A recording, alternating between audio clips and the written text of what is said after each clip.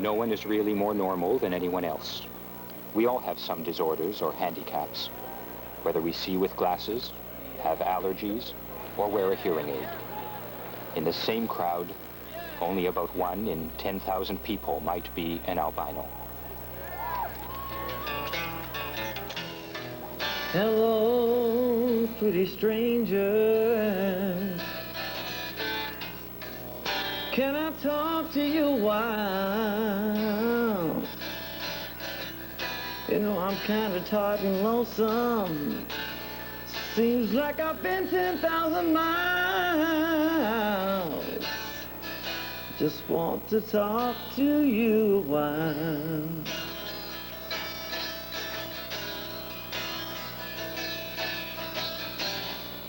You know, I don't know where I'm going, but I can tell you where I've been. Well, I guess it really doesn't matter, 'cause I'm just looking for a friend. No, I might not pass this way again. Johnny Winter, and I write songs and play guitar, sing, produce myself and other groups, other people. A musician, hopefully artistic. Got no time to wonder why. Well, I got time for one more drink, baby, and I got time to say goodbye. Guess I can make it if I try.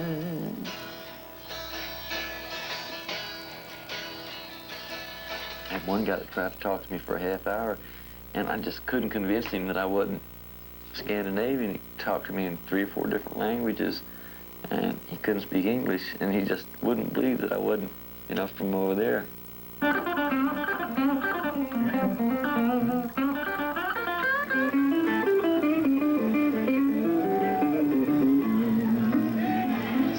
What the blues is all about, man. See, it's like, you know, a conversation, talking to your old friends, you know. We've been friends for a long time, so this ain't gonna be no problem at all when you get up, you know. This is what makes blues different from other kinds of music. Other things, you have to plan it out and work it out. With blues, if you know how to play blues, you can play blues. We're gonna play some blues for you right now.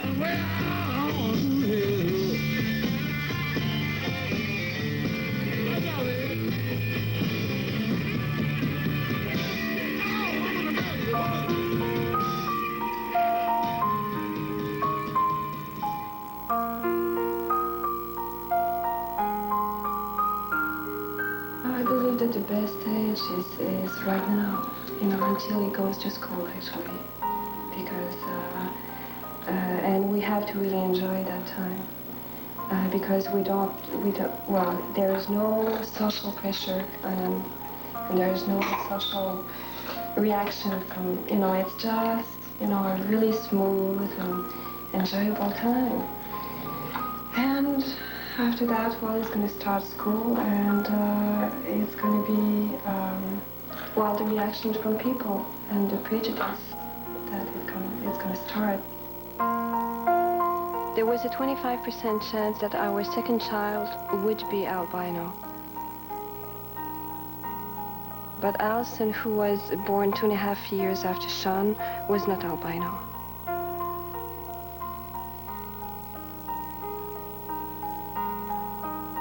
Oftentimes the parents of children who are albinos are not albinos themselves and may not know of people in their families who are albinos going back to 3, even 4 generations. And then all of a sudden they have a child who is an albino and they wonder where that comes from. Well, very simply it means that somewhere in each of those 2 people's families in the background there was one person who was an albino, and that gene, that trait, was passed on, and that both of them have it, and their children are albinos. If 2 people who are albinos themselves marry each other, then all of their children will be albinos. If an albino marries somebody whose parent, one of their parents is an albino, that means they are a carrier. In that case, the chances are 50% for their children to be albinos. And obviously, if both parents are carriers, but themselves are not albinos, then the chances are only 25%. There's a couple we met in Los Angeles that had an albino child, and this child was, at the time we met them, 11, and he had never been out, and they just refused to take him out. They kept him in a room in the back that used to be a garage, converted it into a little apartment, walled over all the windows and the doors so there was no light coming in, and kept him out of sight. And they did it really for two reasons. One was because they felt ashamed of having an albino child and did not want to have their friends and the rest of the family know they had such a child. And the other reason is that they thought the light and the sun would just harm the child terribly. And so this kid was kept in isolation, and we tried to persuade them otherwise. And in fact, they have, after they met us, allowed the child to go off and gradually educated that child. He was obviously very uneducated in many, many respects. He was treated almost like an animal.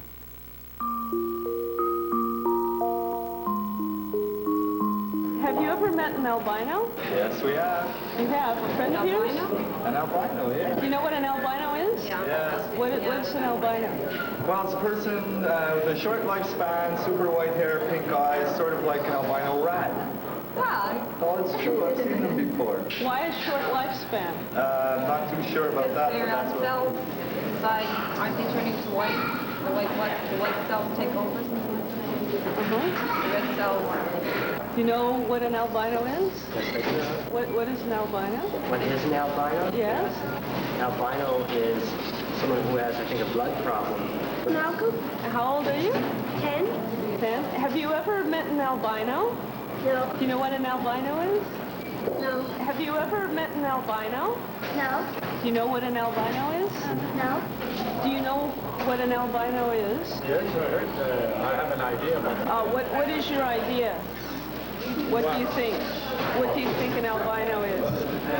I have no specific idea. You know, I Never thought never about thought about it. Read too much about it. You know. Not too familiar with it. that. Familiar. Do you have any idea? No. None at all? No. Hello, my name is Al Bergeron, age 11.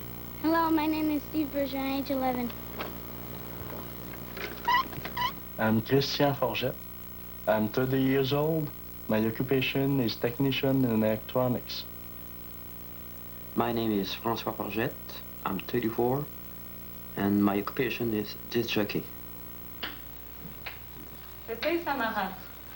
My name is Simone Robert Lavoie. I am a supervisor of French studies in 2 high schools in Montreal, Herzliya High School. Oui, Michael.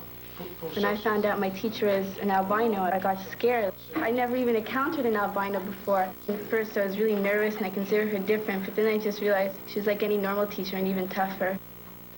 Have you ever met an albino? Yes. You have where? At school, as a teacher in high school. You had a teacher who was albino? In public. Where? Pardon me? What school? It was Herzliya High School. Who was the teacher? With Mademoiselle Simone Robert. And what was your reaction? Disconcerted at the pink eyes, but other than that,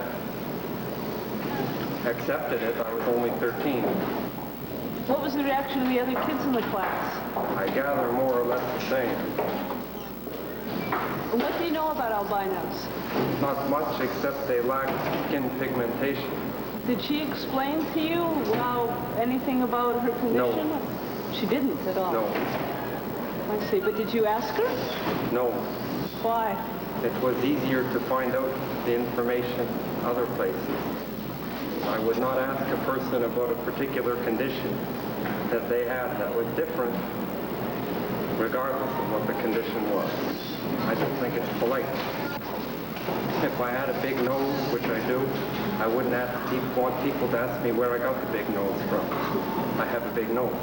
And if you had an albino child at some point, what would your reaction be? I don't know. I think I would love the child. It would be my child.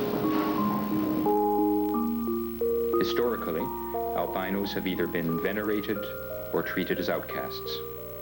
There is even some speculation that Noah was albino.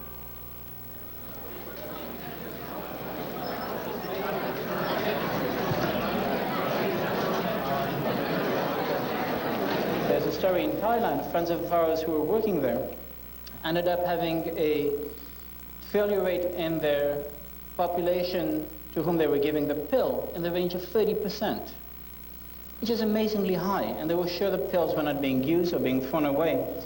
It took them a few weeks to figure out what was happening, and they figured out when the men started coming in with a gynecomastia.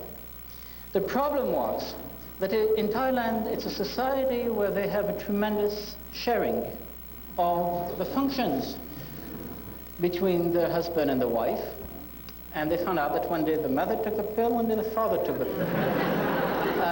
Social factors... My name is Bernard Robert.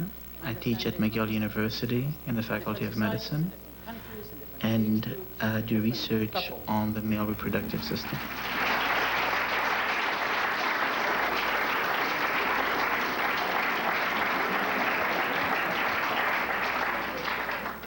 I am one of 3 children, all albinos. My oldest sister's name is Claudine. She lives in Los Angeles, and she's a housewife. My second sister is Simone. She lives in Montreal. She's a French teacher. Albinism not only affects humans, but also nearly all plant and animal species. See the albino plant here, it lacks chlorophyll. You can notice some other pigmentation on the plants, this little purple coloration. This is anthocyanin pigments, which is not related to the chlorophyll pigment, which is involved in albinism. Albino plants, since they do lack chlorophyll, cannot live very long. And you can see these plants, these are about 10 to 12 days old. You can see other plants which germinated just slightly before these, which have died already. And with this lack of chlorophyll, the plants cannot photosynthesize. They cannot absorb the sun's energy and produce carbohydrates as normal plants can do. So these albino plants have to support themselves from the carbohydrates, the food that is in the original seed of the corn plant. Once this food is gone, they no longer have an energy or carbohydrate source, and they will die. Albino animals such as the raccoon, skunk, monkey, and cow often develop cancer because they are exposed to the harmful ultraviolet rays of the sun. Their skin has no melanin pigment protection. Frequency of albinism in animals differs with the species. It would be rare to see an albino rattlesnake, but quite possible to see a squirrel or catfish.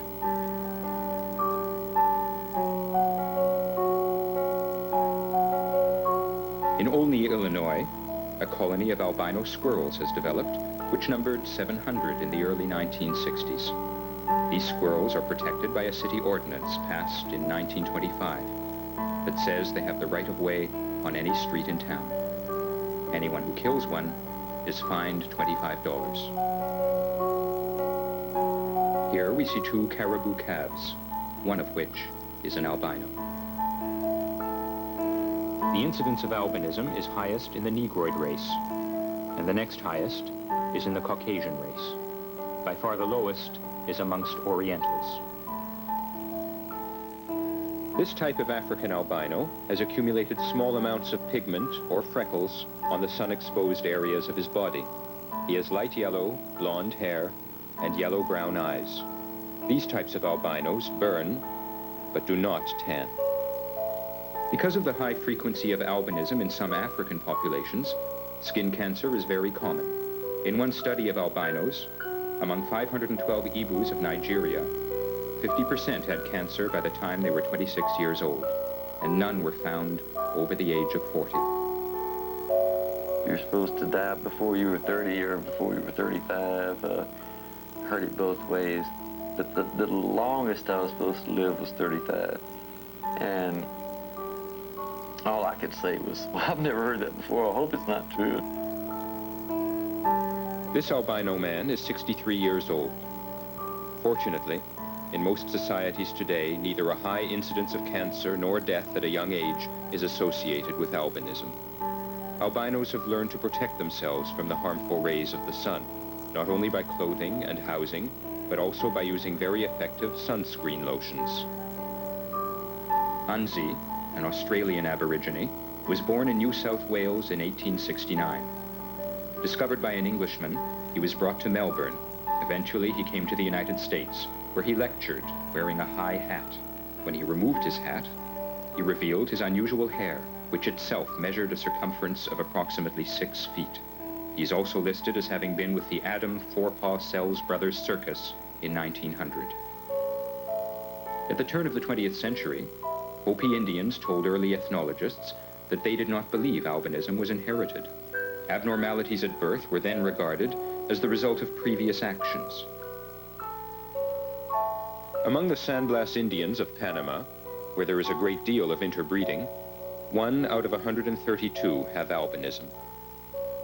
Here, albinos are called moon children because they avoid bright sunlight.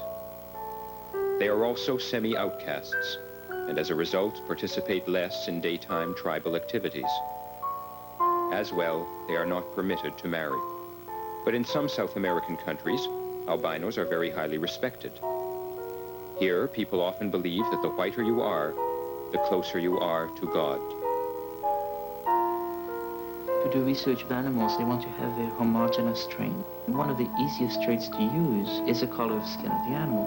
And nearly all research, I would say at least 85 to 95% of all animal research that is done on rats, rabbits, or mice, they use the white animals.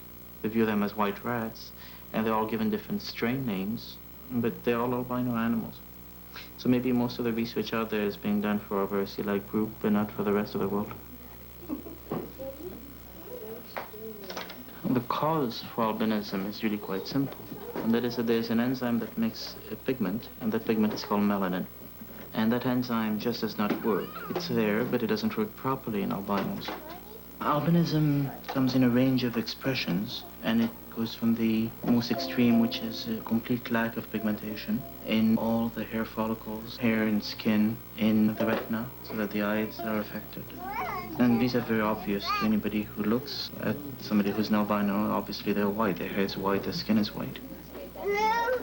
There are people who are ocular albinos, where the pigmentation is only missing in the eye. Those people have, in a way, a much harder time being believed as being albinos. Their hair color and skin is anything that the genetic heritage would mandate, but their eyes have the same problems that any other albino would have. The visual problem with albinism is a fairly simple one.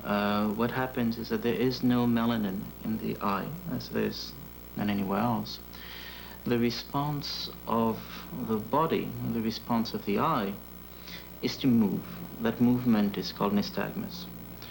The eye moves as a defense mechanism in order to not have the retina be burnt by sunlight or any strong light. Now, because of that eye movement, everything will shake. We don't see it as shaking, we see it as blurry. Now, obviously, we cannot tell what you see, because we don't know what anybody else sees. We only know the way we see. So that the first problem is one of having a low vision. And most albinos have a vision between 2150 and 2400. 2200 is the point where considered legally blind. And most albinos are legally blind.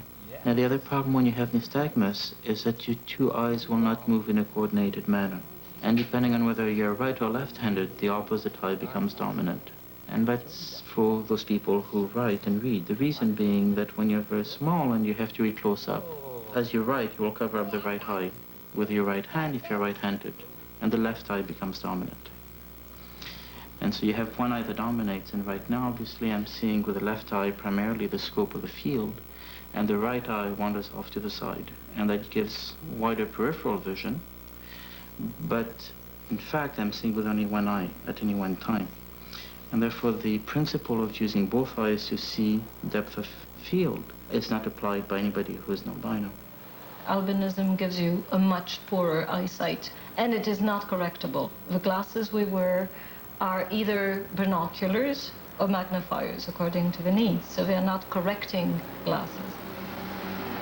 It is ridiculous to pretend that the child can function normally in the classroom without proper guidance and help from the teacher. And most teachers, like most people, are not aware of the problems of albinos, and therefore have to be educated. And of course, the only ones who can truly educate them are the parents of the albino child. And I think it's mandatory that the parents speak to the principal and to the teachers in charge of their child. You wear sunglasses outside to protect you from the sun, because obviously bright light will be very bothersome. And as a rule, brown sunglasses are the best you have, for the simple reason that the pigment which is missing from the eye is brown. There are some special glasses that were developed by Dr. Feinblum in New York around 15, 17 years ago. They are really mini binoculars, and they're used primarily for seeing at a distance. With these, you can read a blackboard if you're in a classroom. You can see details of features if you're sitting in a theater. They're useful when you walk on the street and you want to read street signs, which normally can be very hard to read. I heard you went to baseball games. Yeah. You like the Expos? Yep. Yeah. Do you have any trouble seeing when you look at the Expos? A bit. When I put on binoculars, no, but when I don't have the binoculars, I can't see.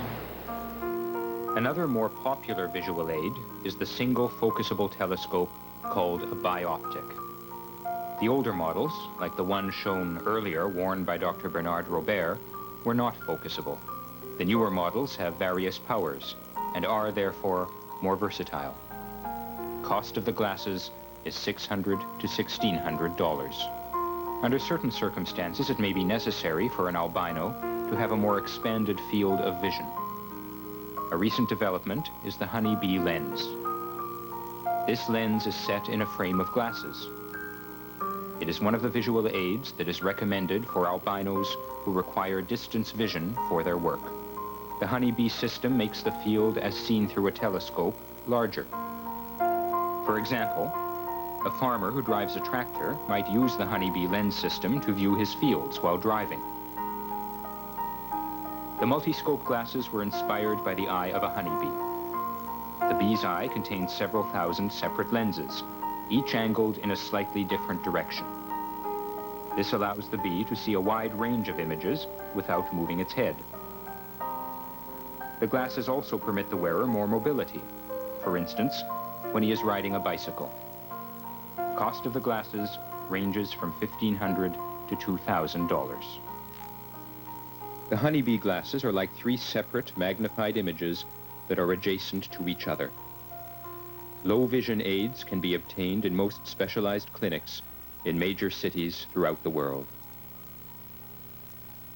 There's a myth that people albinos see much better at night than in the daytime. And we've often been asked whether we could in fact see better than regular or normal quote-unquote people at night.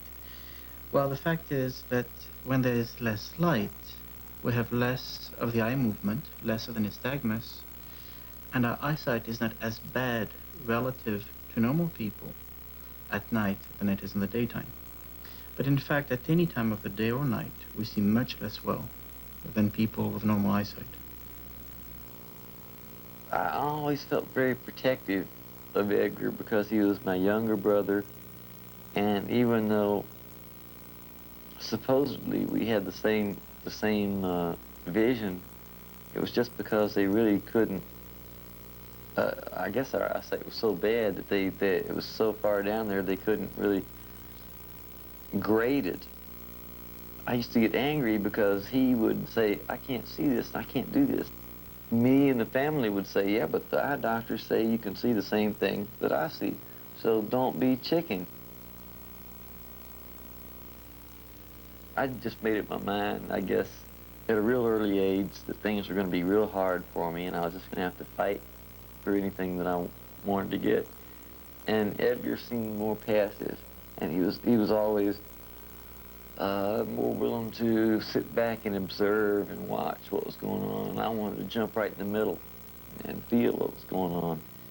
And at first, I guess I tried doing that to him, you know, forcing him to do the same things. And he was younger. And I found out later that he really couldn't see quite as good as I could. He didn't have as much pigment in his skin. And I'm sure that made it very hard on him. We might lose it. Oh yeah, when you're cutting, don't forget that you're supposed to cut everything in this paper, which is why you have two. You cut everything on this side. Helena Katz. I'm 18, studying psychology. I really don't see why we would need to cut editorials unless there's something like nuclear. I think it's more that society expects a normal child. I think it's, you never really think that you will not have, that you'll have a handicapped child or an albino child. You're always ready for this perfect baby. And then the day comes, your child is born, it's not your perfect baby, and you don't know what to do anymore because society's attitude about the handicap. A lot of doctors, they're just sort of, well, your child's albino, visually handicapped, and it's terrible, it's awful, and throw it on these kinds of misconceptions, as opposed to saying, well, your daughter's albino, but don't worry about it. But she can go to normal school and, you know, be positive about it. Right away, there's the negative aspect. And also, a lot of doctors are not psychologically prepared. They don't feel comfortable with the subject of a handicapped child, which is why a lot of them tend to skip over it. They don't feel comfortable themselves, so you can't expect them to sit and talk at length with the parent. I was given an IQ test, and I came out with a brilliant 78. I'm officially, legally a high-grade moron. The vice principal of the school felt it was a shame for him to have in his school people that are high-grade morons, and therefore decided to have me transferred to a school for the physically handicapped and mentally retarded. Well, neither my friends in school nor my parents are particularly enthused about that idea. Needless to say, I did not love it either. And a very strong fight was put up by my father in particular, who knew people at the school board in Los Angeles, as well as by some of my friends and some of my teachers. And the result was that the vice principal was transferred within a few weeks to another school. The following year, when I graduated second out of a class of 400 somewhat students, and he was invited back by the principal to give out the prizes. He had a smile. I don't know how genuine it was, but I feel fairly lucky in that I have been brought up by my parents to believe that I'm very much like anybody else, and therefore I really should not have any complexes about being an albino. I was born in Tunisia, and certainly it is a very different country, a different environment, where people make fun of you more, where anybody that stands out from the average is pointed at and laughed at much more extensively than in our North American culture. When anybody would say albino, well, it depended on the way they said it, but in Texas it seemed like they always said it the same way. It was like, you're weird and we don't like weird people here. So later for you, forget it. I think there was a period of a year or so where I was telling people I was from Venus. I didn't know what was wrong. I didn't know why I was different. I've heard people comment that maybe they had no nails, no eyebrows, no eyelashes. And this is all so wrong. It's false. Very false. How about your boys today? Are they bothered by any of the comments, or they're just... Well, as I said, at school they get along very well. The children at school, the teachers have been very, very good with them. They are a little different, so people tend to stare. They'll stop, they comment. The comments hurt. The stares hurt. People don't know what albinism is. Children, they are very hard about somebody which is different. See, like, oh, look, there's an albinos, or Air Johnny Winter, and things like that. See, it's very, very hard for a boy to accept that. I live in New York now. I don't live in a small town in Texas, and they've already seen everything in New York. Even the people that don't know who I am, they've seen all sorts of weirdos, transvestites. Being in any way different from the average child is something that bothers the other children more than the one who is not like them. And the other children have looked for ways for me to look like them. And one of the ways was to not accept my white hair.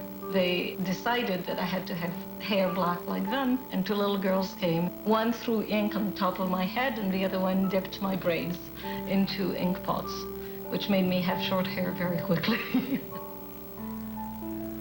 My parents reacted very positively to the fact that the third child was an albino, because they felt that by then they were very well able to handle albino children, and it would make it easier on the two older ones to have a baby who was the same as they were. When Bernard was born, both Claudine and I went to the hospital to see our newborn brother. To tease us, the nurse showed us a baby that was not an albino and said, "That's your brother." And both of us walked away and said that baby couldn't come home. He didn't look like us, and if he didn't have a white baby, we didn't want him. So she laughed and gave us our white baby. I have a twin sister, but she has brown hairs. We were born at the same time, 10 minutes difference. She's not albinos.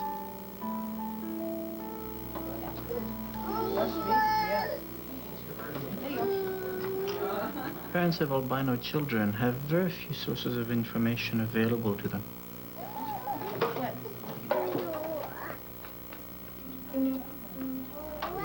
The Montreal Association for the Blind does provide some support by holding regular meetings in order to give some backup to these families. Well, we were shocked because we didn't have anybody in the family. We didn't know so much about albinism. At the beginning it was hard to take it, but then, especially with these meetings, we see that it's not such a big deal, maybe.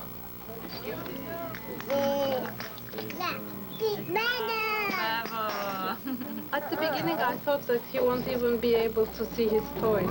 I didn't know how it happens, you know. I didn't know anything about it, but now I see at least he can see some distance, which is quite enough. Even now he follows us and he looks at us, he smiles. For 3 months we didn't have any reaction from him, that kind of thing. He was never looking at me while I was breastfeeding.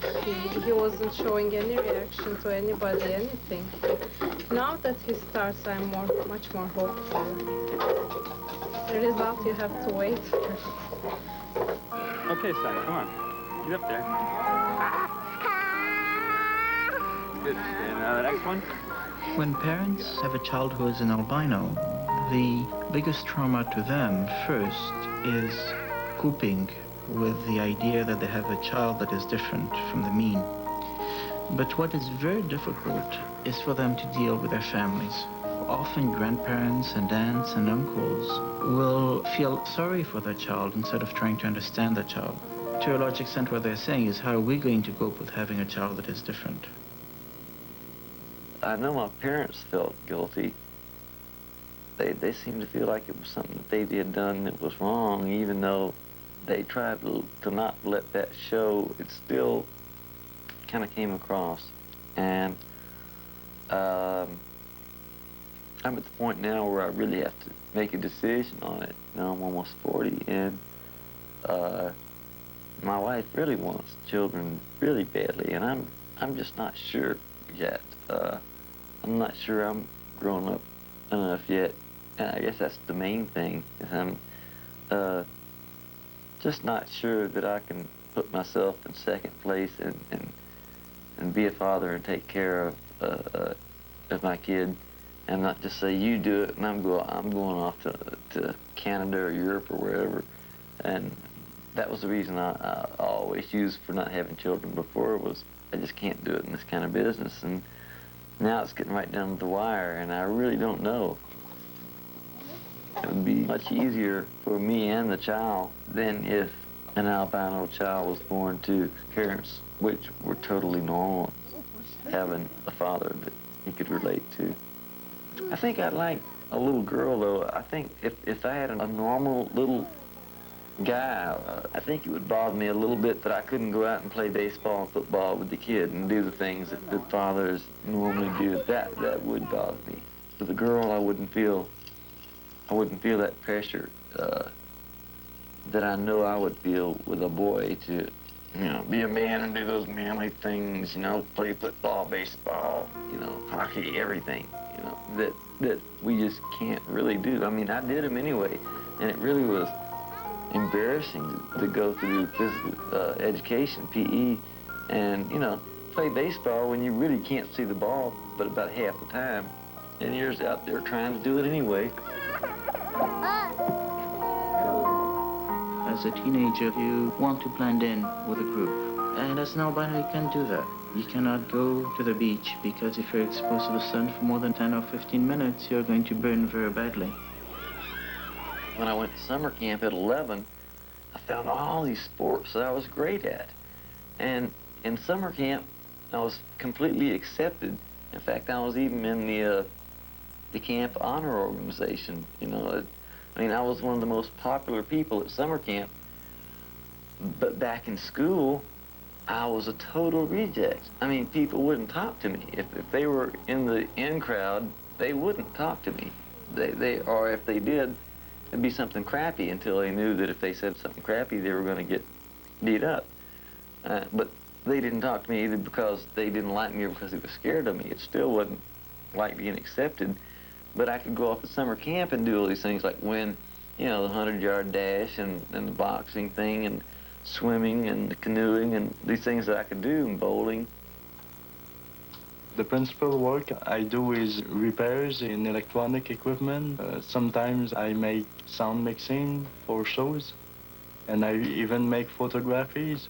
A lot of employers have negative prejudices because they know that if I am albino, I will work a lot slower because my sight is not good, and they say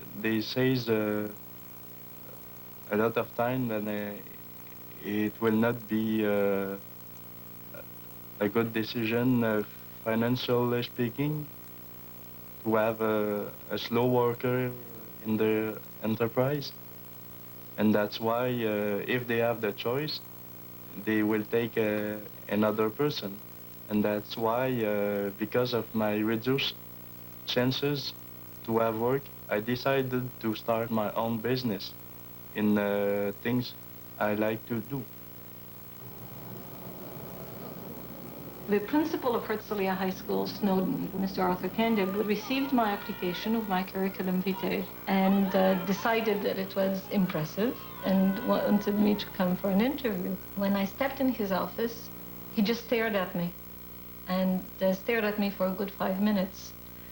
And at the end of those 5 minutes, I just smiled at him and said, now that you're done with your interview, can I start mine to know whether I want to work here? And he laughed, and his only comment was, you'll survive the children staring at you if you could cope with my staring at you for 5 minutes. Which is, to answer specifically your question, however, I have to tell you, I don't know what were the different elements that built up to that, but I had, by the time I was on the job market, enough self-confidence to never think that albinism would be the reason for my not getting a job. Like all genetic diseases, there is no cure for them now, and there is no indication that there will be one in the immediate future. However, with the way genetic engineering is going, it is certainly not impossible that we will be able to develop a means of manipulating the gene structure to be able to introduce a new gene or to replace the defective gene.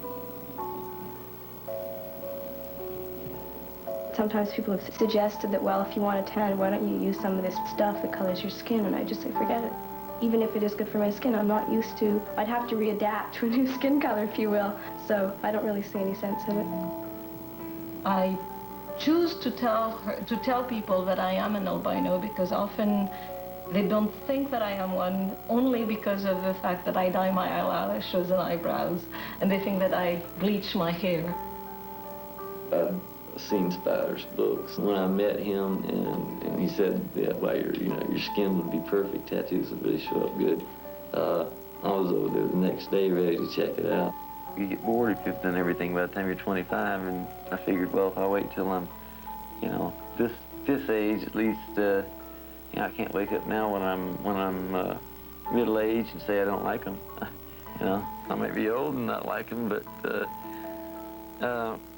I really enjoy having them because it does take people's minds completely off of the rest of the stuff. I mean, they go right to the tattoos, forget about the white hair and everything else. Some friends of mine have told me how lucky I was to be an albino. There can be some advantages. I think it depends really on you and what you choose to make of yourself. I think having been an albino, I have always felt that I had to show the world that I was as good as anybody else was.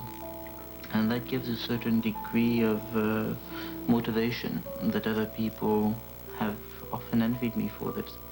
Some people are born with no arms or blind or whatever.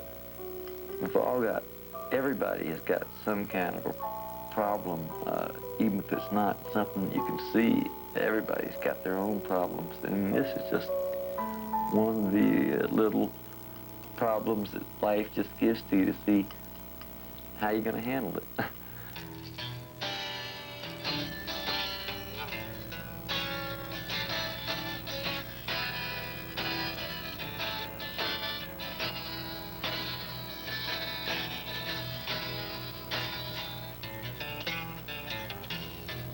Hello, pretty stranger.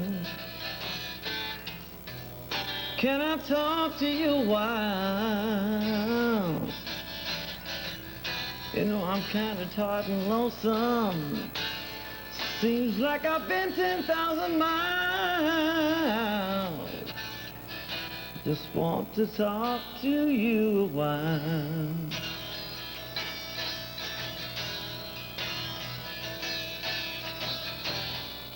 You know, I don't know where I'm going, but I can tell you where I've been. Well, I guess it really doesn't matter, 'cause I'm just looking for a friend. No, I might not pass this way again.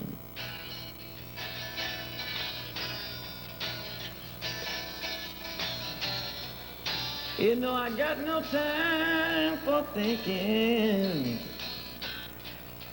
got no time to wonder why. Well, I got time for one more drink, baby, and I got time to say goodbye. Guess I can make it if I try.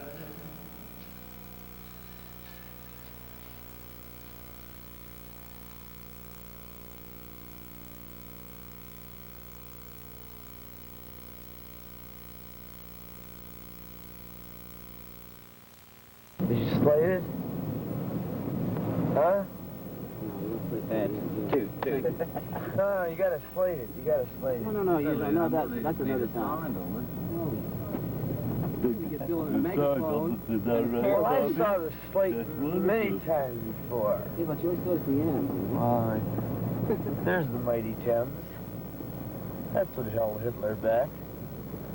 What? A mighty Thames. Yes. Winston Churchill said that. Tom, ain't that right? Yep.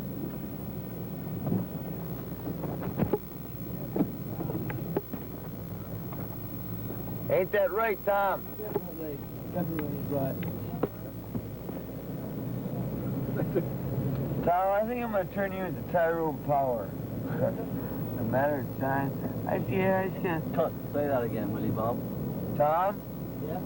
I think I'm going to turn you into Ronald Coleman. That's better, Reginald Young. Better, much better, and much better. P. Wheatstraw. Plus Sleepy John F. Yes. Oh, that's great. Things like Robert Johnson and go to medical school like J. Carroll Nash. Johnny Cash, all the rest of them. I have Johnny Cash in my film. Hey, you're shit, man. No, really? Hey, you're gonna shit when you see it. You won't believe it. No, really? I like kid. John's gonna shit again. Hey, Family type program. Hey, he doesn't know. He doesn't know. He doesn't know. You know what he looks like, right, Johnny Cash? Have you spent much time around him? He moves very like that, man. Hey, you gotta cut that part of the film, man, because I really like him. He's a nice kid. I mean, like, he moves like that, like all good people move like that, like, Johnny. all good people. Johnny, big river, you know. Johnny, too. That's some film on record. Yeah, he's on film. He's Quite a guy, huh? quite a guy, John. Winner. Oh, man. Oh, he should have been around last night, John. He should have been around last night. Tonight is a drag. Really, Bob? Yeah. Tonight is a drag. I wish I could talk English, man. Me too, Bobby. He can talk American. Hey, Tom, you've heard me talk English, haven't you? I can't never do it around John because They'll send, you know, they don't like him. John's such a great actor, man. He's a great actor, I can't. You can't believe it, isn't me? You turned on the biggest pair of hams in London this morning. You got, Is this the mighty cabinet still, Tom? We should have seen John looking into the lens, but didn't you always saying, what's inside there? Who's inside there? It's about 5 in the morning. Oh, yeah. Well, see, I'm gonna show him this. I'm gonna show him the whole flick when we get it. We're gonna see this whole flick. No, well, out of your mind by the part we decide to use. The part we decide to use. The thing I'm gonna send to him. He's the only cat that's gonna be clear. What? Oh, I'm sorry. Okay. Hey, but I mean, I'll just. You asshole. It's time to whistle. You hit asshole. It's time to whistle. You hit a. That's the thing I was pissed off about. I was pissed off about the flick. You said, do you remember what you said to me when I played you those tapes? What? When I played you those tapes? No, I'll say this later. I was just gonna say now.